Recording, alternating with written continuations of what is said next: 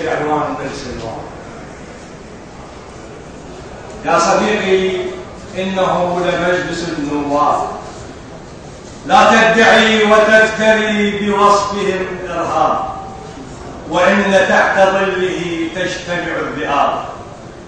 كل ما في الأرض إنهم ليس من الوطن، إنهم أغراب. لا تتهم وتدعي بأنهم أحزاب. يا صاحبي، لا تظلم الكلاب.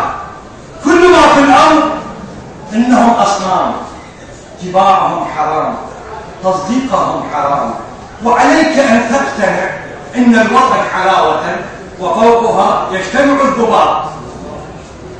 لا تنفق أيها الأفاق وتدعي بأنهم سراق، وإن صغيرهم لص وكبيرهم كذاب.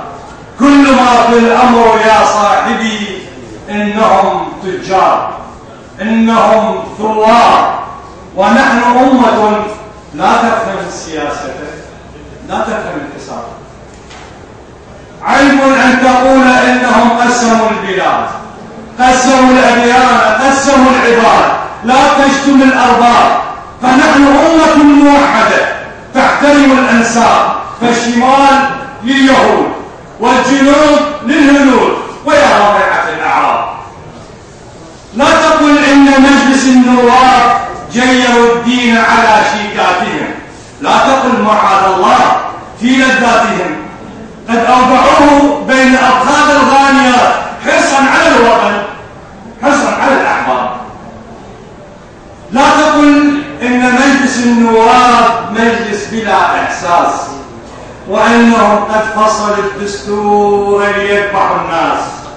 استعد بالوسواس من النواب، فكل ما للأمر إنهم قد استبدلوا السياف، وبالقانون كالشعر الرقاب. كل ما نسمع عن البطش هراء، وكل هذه الفوضى سراء. نزحنا من البيوت، لسنا مهجرين، لكننا نكره الروتين، ورحنا نستجدي على الأبواب. هذا من فضل مجلس النواب، فلا تشتم الحكومة، حرام شتيمة الأموال. لا تشتم النواب لأخذ الأحباب.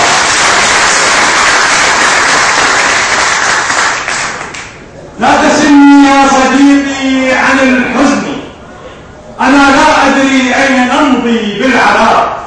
مزقت رأسي يا أخي من العتب، نعم غاطسون في الدماء حتى الركب.